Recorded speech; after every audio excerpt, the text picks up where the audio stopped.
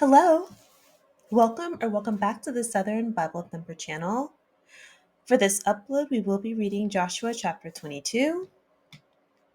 Then Joshua called the Reubenites and the Gadites and the half tribe of Manasseh, and said unto them, Ye have kept all that Moses the servant of the Lord commanded you, and have obeyed my voice in all that I commanded you. Ye have not left your brethren these many days unto this day, but have kept the charge of the commandment of the Lord your God.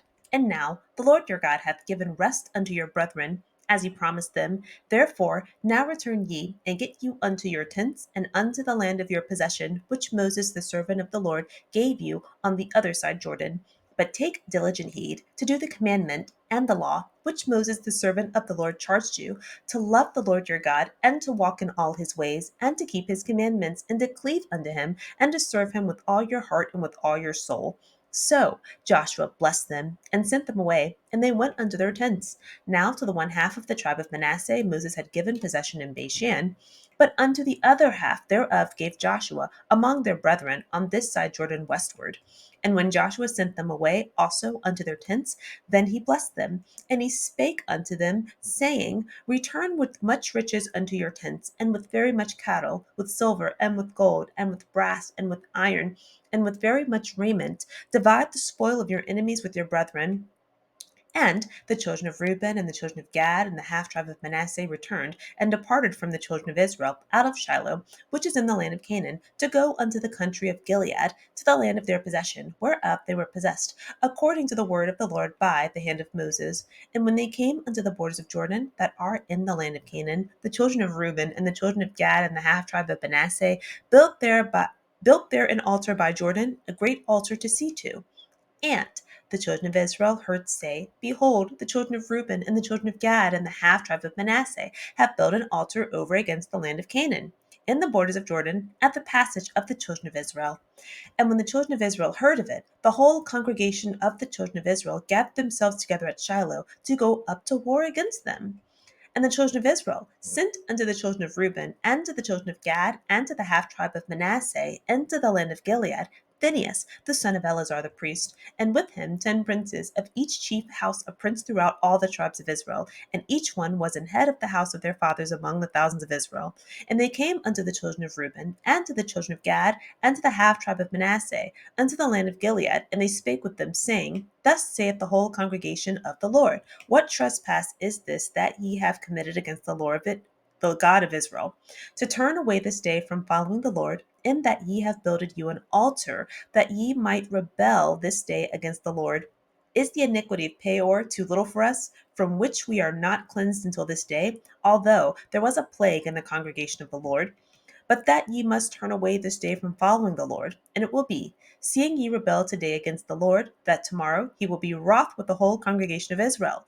Notwithstanding, if the land of your possession be unclean, then pass ye over unto the land of the possession of the Lord, wherein the Lord's tabernacle dwelleth, and take possession among us. But rebel not against the Lord, nor rebel against us, in building you an altar beside the altar of the Lord our God. Did not Achan the son of Zerah commit a trespass in the accursed thing, and wrath fell on all the congregation of Israel, and that man perished not alone in his iniquity?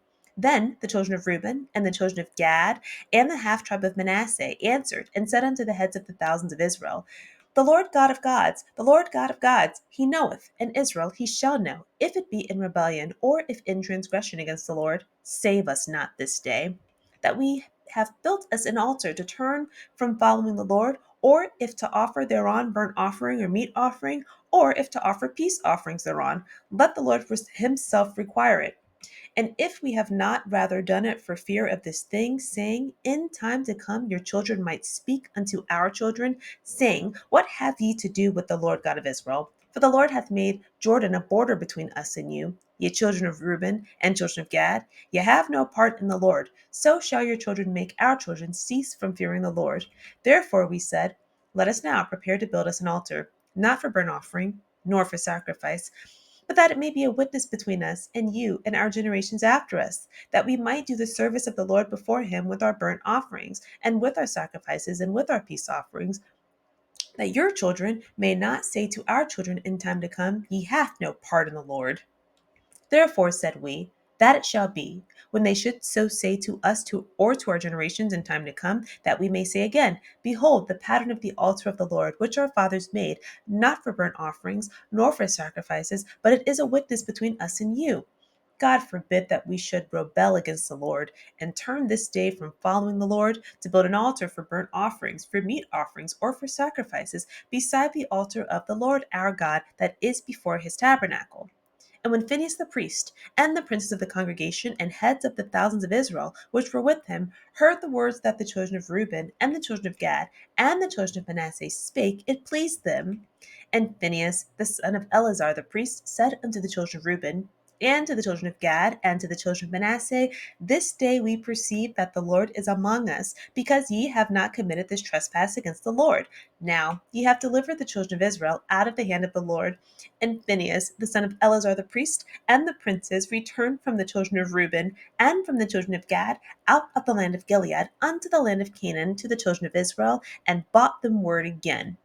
And the thing pleased the children of Israel, and the children of Israel blessed God, and did not intend to go up against them in battle to destroy the land wherein the children of Reuben and Gad dwelt.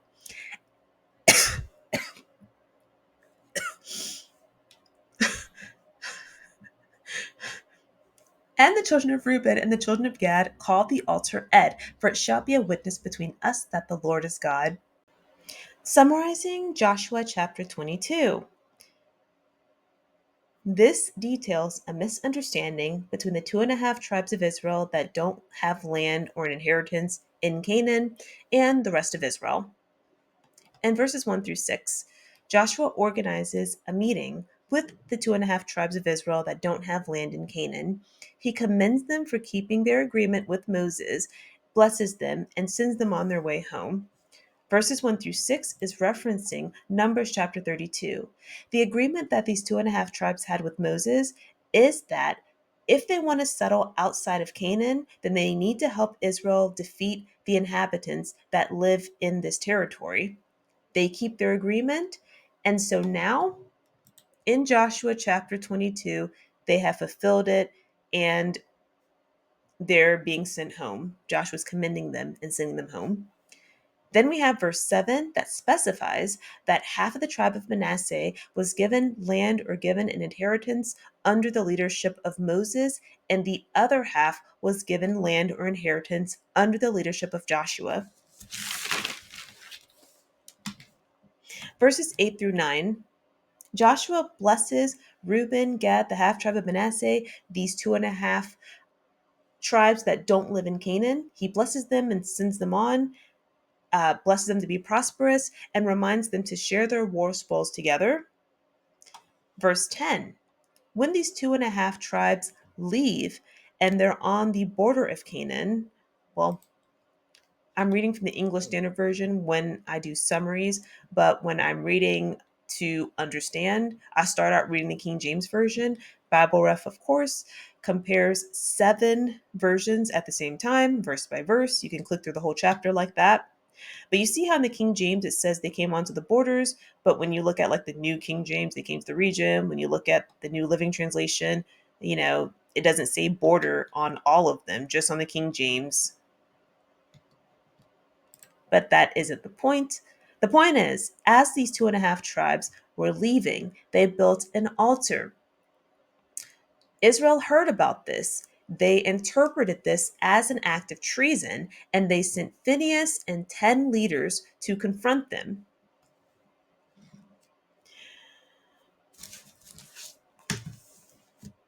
They remind this group of the incidents. Okay, so in verse 17, they're referencing Numbers chapter 25. Israel was committing sexual immorality or whoredom. When you look at these versions, it says it begins the whore, sexual immorality, infidelity, prostitute, defiled themselves. Okay, they were committing sins with the women of Moab. And what happened was there was a plague in verse 9 that killed 24,000 people. Phinehas stabbed 2 people in the tent of meeting, the tabernacle, in front of an audience, stabbed both of them with a javelin through the stomach, and which stopped the plague, because thus the plague was stopped in verse 8. So this whole situation occurred because Israel was sinning against God with the women in Moab. So, of course, Phineas, one of the leaders, is confronting them and telling them, hey, don't you remember what happened in Numbers chapter 25? That was because of what Israel was doing, disobeying God. They also say in verse 19, hey, if your land is unclean, don't rebel against God. Just come and live in Canaan with us. And then, before they give these 2.5 tribes a chance to respond, they go in verse 20 saying, hey, don't you remember Achan and what happened to him, how he sinned against God? And verse 20 in Joshua 22 is a reference to Joshua chapter 7. Achan kept some things that he wasn't supposed to keep. The command to Israel was, hey, when you get into Canaan and you start defeating these kingdoms, don't keep any items. And if you find gold or silver, you put it in the treasury. Achan did not do that. He kept a robe and he kept some gold and silver.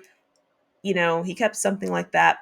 And it was a punishment, or it was the consequence was when Joshua sent men to conquer one of the territories, Ai, not only did Israel lose, but 36 men died. Joshua went to God mourning and asked him, why did this happen?